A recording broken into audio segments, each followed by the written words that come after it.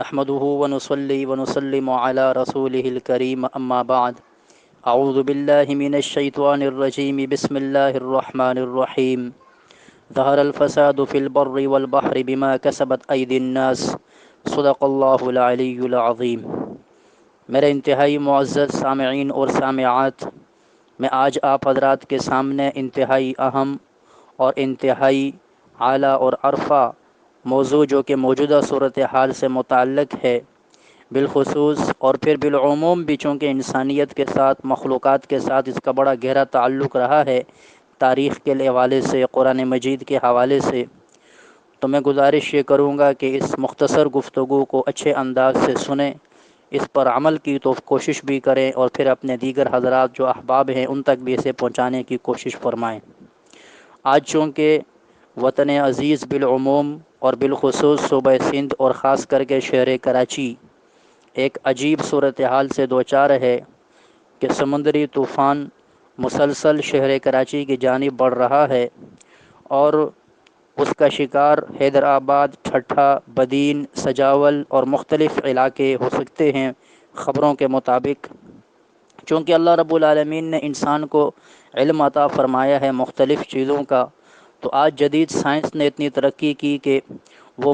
موسمی صورتحال کی پیشگی اطلاع بھی دے دیتی ہے، اور اس کی اکثر و بیشتر خبریں امکانی درجے میں بہتر ہوتی ہیں اور وہ درست بھی ہوتی ہیں۔ تو اس صورتحال کے حوالے سے میں چند گزارشات عرض کرنا چاہوں گا کہ یہ جو موجودہ صورتحال ہے اس میں ہمارا طرز عمل کیسا ہونا چاہیے، اور آج ہمارا طرز عمل کیا ہے۔ میں اس حوالے سے تاریخی روایات کے پس منظر میں دو جماعتوں کا تذکرہ کروں گا جو ہر دور میں چلی آئی ہیں، ایک اہل حق کی جماعت اور ایک اہل باطل کی جماعت۔ اہل حق کی جماعت میں انبیاء کرام علیہم الصلاۃ و تسلیمات ہیں، حضرات صحابہ کرام ہیں، تابعین، تبع تابعین، اکابرین امت، علماء اور صلحاء کی جماعت ہمیشہ رہی ہے، اور دوسری طرف اللہ کے نافرمانوں کی جماعت رہی ہے جو انبیاء کے مقابلے پر بھی آئے، نیک لوگوں کے مقابلے پر بھی آئے، اور دین کو ختم کرنے کی مذموم کوششیں اور مذموم عزائم ان کے رہے ہیں۔ ان کا طرز عمل بھی اس صورتحال میں کیا رہا، میں مختصر انداز میں یہ عرض کرنے کی کوشش کروں گا۔ جناب نبی کریم صلی اللہ علیہ وسلم کا عمل، آپ صلی اللہ علیہ وسلم کا ایسی صورتحال میں کیا طرز عمل ہوتا تھا۔ سنن الترمذی کی روایت ہے کہ آپ صلی اللہ علیہ وسلم جب کبھی تیز آندھی چلتی تھی، تیز ہوا کے جکڑ چلتے تھے اور تھوڑا اندھیرا چھا جاتا تھا، تو آپ صلی اللہ علیہ وسلم خود بھی مسجد تشریف لے جاتے اور حضرات صحابہ کرام کو بھی مسجد میں جمع فرماتے، اور وہاں اللہ رب العالمین سے استغفار فرماتے، نماز کا اہتمام فرماتے، اللہ کی طرف رجوع کرتے تھے کہ یا اللہ، یہ آپ کا عذاب ہے جو ہم پہ آ رہا ہے، ایسا نہ ہو کہ اس میں ہم سب کے سب دنیا سے چلے جائیں، اور کہیں یہ قیامت ہی کا ایک پیشگی عذاب نہ ہو، کہیں اس کے بعد فوراً قیامت ہی نہ آ جائے۔ تو آپ صلی اللہ علیہ وسلم جب بھی کبھی ایسی موسمی صورتحال ہوتی، کبھی کوئی سیلابی صورتحال ہو، آندھی کی صورتحال ہو، یا کوئی اور اس طرح کا شدید بارش کی صورتحال ہو، تو آپ صلی اللہ علیہ وسلم اور حضرات صحابہ کرام رضوان اللہ علیہم اجمعین کا یہ معمول رہا ہے کہ وہ مرد ہوتے تھے تو مسجدوں کا رخ کرتے تھے، خواتین گھروں میں استغفار کا اہتمام فرمایا کرتی تھیں اور گھروں میں نماز کا اہتمام فرمایا کرتی تھیں۔ اسی طریقے سے آپ صلی اللہ علیہ وسلم کے دور میں جب سورج گرہن ہوتا تھا، سورج کو گرہن ہو جاتا تھا، تو اس میں صلاۃ الکسوف کا حکم تھا۔ آپ مسجد تشریف لے جاتے تھے، حضرات صحابہ کرام کو بھی جمع فرماتے، اور جب تک یہ سورج گرہن باقی رہتا تھا آپ صلی اللہ علیہ وسلم 2 رکعت صلاۃ الکسوف پڑھتے تھے اور طویل دعائیں فرمایا کرتے تھے، اللہ رب العالمین سے اس سے پناہ مانگتے تھے کہ یا اللہ، جو سورج کو گرہن لگا ہے، اگر یہ عذاب ہے تو اس سے آپ کی پناہ مانگتے ہیں۔ تو آپ کا ہر دور میں یہ معمول رہا، ہر صورتحال میں یہ معمول رہا کہ آپ اللہ کی مدد کو طلب فرمایا کرتے تھے اور استغفار کا خوب اہتمام فرمایا کرتے تھے، اور حضرات صحابہ کرام کو بھی اس کی تلقین فرمایا کرتے تھے۔ اسی طریقے سے اکابرین امت، علماء امت اور صلحاء امت کا بھی یہی معمول رہا ہے کہ جب بھی کبھی ایسے حالات آئے تو وہ اللہ رب العالمین کی طرف رجوع فرمایا کرتے تھے، اور اللہ رب العالمین غیب امداد کے ذریعے اس صورتحال کو پلٹ دیا کرتے تھے۔ مدینہ منورہ میں ایک مرتبہ شدید بارش لگی اور 7 دن تک بارش اتنی شدید رہی کہ ایک صحابی رسول مسجد نبوی میں تشریف لائے اور آپ صلی اللہ علیہ وسلم سے عرض کی کہ یا رسول اللہ، مدینہ منورہ میں شدید بارش کی وجہ سے سیلابی صورتحال پیدا ہو چکی ہے، لوگوں کے گھر گر رہے ہیں، مال مویشی ہلاک ہو رہے ہیں، اور مدینے کی گلیاں اور سڑکیں یہ تالاب کا منظر پیش کر رہی ہیں۔ آپ صلی اللہ علیہ وسلم نے اس موقع پہ پھر دعا فرمائی تھی۔ ایک ہفتے کے بعد جمعے کے دن آپ نے دعا فرمائی، اللہم حوالینا لا علینا، اے اللہ ہمارے آس پاس اس بارش کو لے جا، یا اللہ ہمارے اوپر سے مطلع صاف فرما دے۔ تو آپ نے جیسے ہی اللہ رب العالمین کی طرف رجوع فرمایا تو اللہ رب العالمین نے اس موسم کی صورتحال کو تبدیل فرما دیا۔ حضرات صحابہ فرماتے ہیں مدینے کی آب و ہوا اور مدینے کے اوپر جو آسمان تھا اس کا مطلع ایسا صاف ہوا کہ جیسے کبھی یہاں بارش ہوئی ہی نہ تھی۔ یہ آپ صلی اللہ علیہ وسلم کا معجزہ تھا جو اس موقع پہ ظاہر ہوا۔ لیکن عرض کرنے کا مقصد یہ ہے کہ جب بھی کبھی ایسی موسمی صورتحال سے حضرات صحابہ کرام دوچار ہوتے تھے، فوراً اللہ کی طرف رجوع فرمایا کرتے تھے۔ آپ صلی اللہ علیہ وسلم خود بھی اللہ کی طرف رجوع فرمایا کرتے تھے۔ اسی طرح کبھی اگر بارش نہیں ہو رہی، قحط سالی ہو گئی ہے اور انتہائی پریشانی کی صورتحال ہے، پانی کی کمی ہے، خوراک نہیں ہے، اس لیے کہ فصلیں نہیں ہو رہی بارش کے نہ ہونے کی وجہ سے، تو آپ صلی اللہ علیہ وسلم کا یہ عمل بھی رہا ہے کہ آپ مردوں کو بھی، عورتوں کو بھی، بچوں کو بھی، حتیٰ کہ اس موقع پہ جانور جو ہوتے تھے بے زبان، انہیں بھی لے کر کے بڑے سے میدان میں نکل جایا کرتے تھے اور وہاں صلاۃ الاستسقاء ادا فرمایا کرتے تھے، اور اس کے بعد پھر دعا کیا کرتے تھے بارش کے لیے۔ یہ بچوں کو اس لیے لے جانا ہوتا تھا کہ بچے وہاں جب گرمی میں روئیں گے، یہ بے زبان جانور جب آوازیں نکالیں گے، اللہ رب العالمین کو ان پہ رحم آئے گا، اس کی وجہ سے اللہ بارش کو نازل فرمائیں گے۔ تو خلاصہ کلام یہ ہے کہ ہر دور میں نیک لوگوں کا طریقہ یہ رہا ہے کہ وہ جب بھی کبھی ایسی موسمی صورتحال ہوتی تھی وہ اللہ کی طرف رجوع فرمایا کرتے تھے۔ لیکن اس کے مقابلے میں فاسق اور فاجر اور اللہ کے دشمن اور گنہگار لوگوں کا طرز عمل یہ رہا کہ اول تو وہ انبیاء کرام سے اس دور میں مطالبہ کیا کرتے تھے، جب انبیاء انہیں ڈراتے کہ ایمان لاؤ ورنہ اللہ تمہیں عذاب سے دوچار کریں گے، تو وہ کہتے تھے کہاں ہے تمہارا عذاب، لاؤ اگر تم سچے ہو تو جلدی سے عذاب لے کر کے آ جاؤ۔ اور جب کبھی عذاب کے آثار نمودار ہوتے تو بجائے توبہ کرنے کے وہ ظاہری دنیاوی اسباب کو اختیار کرتے تھے۔ لہذا قوم صالح، حضرت صالح علیہ السلام کی جو قوم سمود تھی، جب اس نے دیکھا کہ اس سے پہلے قوم عاد کو اللہ نے ہوا کے ذریعے تباہ و برباد کیا، انہوں نے بجائے عبرت لینے کے اور بجائے اپنے آپ کو ٹھیک کرنے کے، حضرت ہود علیہ السلام کی قوم عاد تھی اس پہ 6 دن اور 7 راتیں مسلسل ہوا کے جھکڑ چلے، جس سے اللہ نے انہیں تباہ و برباد کیا۔ اللہ رب العالمین نے قرآن مجید میں اس کا تذکرہ بھی کیا ہے۔ تو انہوں نے بجائے اس چیز کے کہ وہ عبرت لیتے، جب حضرت صالح علیہ السلام نے انہیں کہا کہ تم سے پہلے قوم ہود اور قوم عاد جو تھی ان تباہ ہو گئی ہے، حضرت ہود علیہ السلام کی قوم عاد تباہ ہوئی ہے، ہوا کے جھکڑ اس پہ چلے ہیں، تو انہوں نے بجائے توبہ کرنے کے، ایمان لانے کے، کہا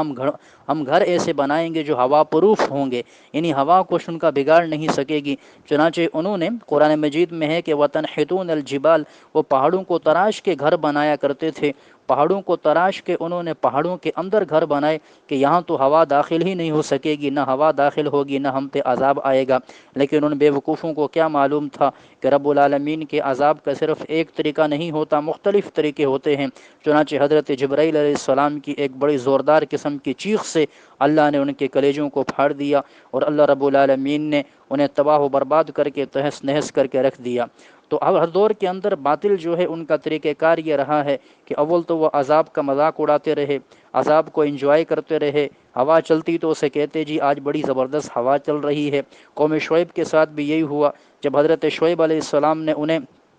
عذاب سے ڈرایا، وہ اللہ کے عذاب سے نہ ڈرے، جب ان کے اوپر آسمان سے کالے رنگ کا بادل آیا جس کے ذریعے پھر بعد میں ان پہ آگ کی بارش برسی تھی۔ حضرت شعیب علیہ السلام نے جب انہیں ڈرایا، جب بادل آیا تو اسے دیکھ کے کہنے لگے کہ یہ تو بارش ہے، یہ بارش کا بادل ہے، کالے رنگ کا بادل ہے، یہ تو ہم پہ بارش اور پانی کو برسانے کے لیے آ گیا ہے۔ اور شعیب کہتا ہے کہ اللہ کا عذاب آ رہا ہے۔ لیکن پھر دنیا نے دیکھا اور تاریخ نے دیکھا، قرآن مجید میں اس کا تفصیلی تذکرہ بھی ہے کہ رب العالمین نے پھر ان کے اوپر آگ کی بارش کو برسایا اور ساری وادی کو جلا کر تباہ و برباد کر کے رکھ دیا۔ تو ہر دور میں باطل کا طریقہ یہ رہا کہ وہ عذاب کو اول مانتے ہی نہیں تھے کہ یہ عذاب آ رہا ہے، اور دوسرا یہ ہے کہ وہ یہ کہا کرتے تھے کہ اگر یہ آ بھی رہا ہے تو ہمیں کوئی نقصان نہیں دے گا، اور تیسرا یہ ہے کہ وہ اس سے لطف اندوز ہوتے تھے۔ چوتھا یہ ہے کہ بچنے کی وہ کوشش نہیں کرتے تھے جو انبیاء اور صلحاء کا طریقہ تھا، بلکہ وہ اس کے لیے مادی وسائل استعمال کرتے تھے کہ جی ہم یہ کر لیں گے، ہم واٹر پروف گھر بنا لیں گے، ہم ہوا پروف گھر بنا لیں گے، زلزلہ پروف گھر بنا لیں گے، ہم بچ جائیں گے۔ چنانچہ جب حضرت نوح علیہ السلام کا بیٹا کنعان جو ہے وہ طوفان نوح کے اندر غرق ہونے لگا، طوفان نوح بڑا زور سے چڑھا۔ قرآن مجید میں ہے وفارت تنور، ایک تندور سے پانی ابلا، اور اس کے بعد وہ پانی زمین پہ ایسا پھیلا کہ رب العالمین نے ساری دنیا کو اس کے اندر غرق کر کے رکھ دیا۔ اللہ رب العالمین کا یہ بڑا شدید عذاب تھا۔ حضرت نوح علیہ السلام اور کچھ ماننے والے جو ایماندار تھے، ایک روایت میں 40 اور ایک روایت میں 80 افراد، انہیں اللہ رب العالمین نے اس طوفان سے بچایا، اور وہ کشتی میں سوار ہو کر وہاں اس طوفان سے نکلنے میں کامیاب ہوئے۔ لیکن حضرت نوح علیہ السلام کا بیٹا کنعان اس طوفان میں غرق ہوا، اس لیے کہ وہ کافر تھا، اس نے اپنے والد یعنی حضرت نوح علیہ السلام پہ ایمان نہیں لایا۔ جب طوفان بڑا زور و شور سے ان کی طرف آ رہا تھا، حضرت نوح علیہ السلام نے بیٹے کو کہا کہ طوفان بڑا زور میں ہے، اب بھی موقع ہے، ایمان لے آؤ، اللہ بچا لے گا۔ اس نے کہا کہ میں پہاڑ کی چوٹی پہ چڑھ جاؤں گا اور وہاں مجھے طوفان کچھ نہیں کرے گا۔ اللہ رب العالمین نے پہاڑ کی چوٹی پر بھی ایک شدید لہر آئی، ایک بڑی اونچی لہر آئی، اور اس نے اسے وہاں سے دبوچا اور طوفان کے اندر، پانی کے اندر اسے غرق کیا، اور وہ حضرت نوح علیہ السلام کے سامنے ہی اس جگہ غرق ہوا اور عذاب کا شکار ہو گیا۔ تو دیکھیں اللہ کا عذاب جب آتا ہے پھر کسی کی رعایت نہیں کی جاتی۔ تو مشرکین مکہ ہوں یا پہلے زمانے کے کافر ہوں یا آج کے دور کے نافرمان ہوں، آج ہمارا طرز عمل دیکھنا یہ ہے کہ ہمارا طرز عمل کیا ہے۔ ابھی ہمیں کتنے دنوں سے معلوم ہے کہ یہ طوفانی صورتحال بن رہی ہے، اور یہ طوفانی صورتحال ہمارے شہر کی طرف اور ہمارے ملک کی طرف بڑھتی جا رہی ہے۔ ہم میں سے کتنے لوگ ایسے ہیں جنہوں نے مسجدوں کا رخ کیا ہے، کتنے لوگ ایسے ہیں کہ جنہوں نے گھر میں استغفار کا اہتمام کیا، کتنے لوگ ایسے ہیں، خواتین ایسی ہیں جنہوں نے آیت کریمہ لا الہ الا انت سبحانک انی کنت من الظالمین کا اہتمام کیا ہے، کتنے ہی بھائی ایسے ہیں، بہنیں ایسی ہیں جنہوں نے اللہ کے راستے میں صدقات اور خیرات کا اہتمام کیا ہے۔ اگر کیا ہے ایسا تو بہت ہی شکر ادا کرنے کی بات ہے کہ اللہ نے ہمارا شمار ایسے صورتحال میں اس نیک طبقے میں فرما دیا ہے۔ اور اگر ہم نے ایسا نہیں کیا ہے اور ہم صرف موسمی صورتحال پر تبصرے کر رہے ہیں اور خبریں سن کر صرف یہ دوسرے کو میسیج کر رہے ہیں جی طوفان آ رہا ہے، اور جی اس کی لہریں اتنی شدید ہیں، اور جی وہ یہاں تک پہنچ گیا ہے، اتنے سپیڈ سے آ رہا ہے، کراچی سے اتنا کلومیٹر دور ہے، اور صرف یہ ظاہری تبصرے ہم کر رہے ہیں، اور پھر اس کے بعد ہم بچنے کا اہتمام یہ کر رہے ہیں کہ جی یہاں سے ہم نقل مکانی کر جائیں گے، یہاں سے ہم کہیں اور چلے جائیں گے، یہاں سے ہم جو ہے یہ ایسا کر لیں گے، سمندر سے اتنا ہم دور ہیں ہمیں کچھ نہیں ہوگا، وہ جو ساحل سمندر پہ ہیں وہ خطرے میں ہیں۔ اگر ہم یہی گفتگو کرتے رہے تو اللہ کا عذاب تو پوری دنیا کو لپیٹ میں لے سکتا ہے، شہر کراچی صرف کیا بلکہ پوری دنیا پھر اس کے لپیٹ میں آ سکتی ہے۔ رب العالمین کی قدرت کو چیلنج کرنا اور رب العالمین کی قدرت سے چھیڑ چھاڑ کرنا یہ انسان کے لیے انتہائی خطرناک ہے۔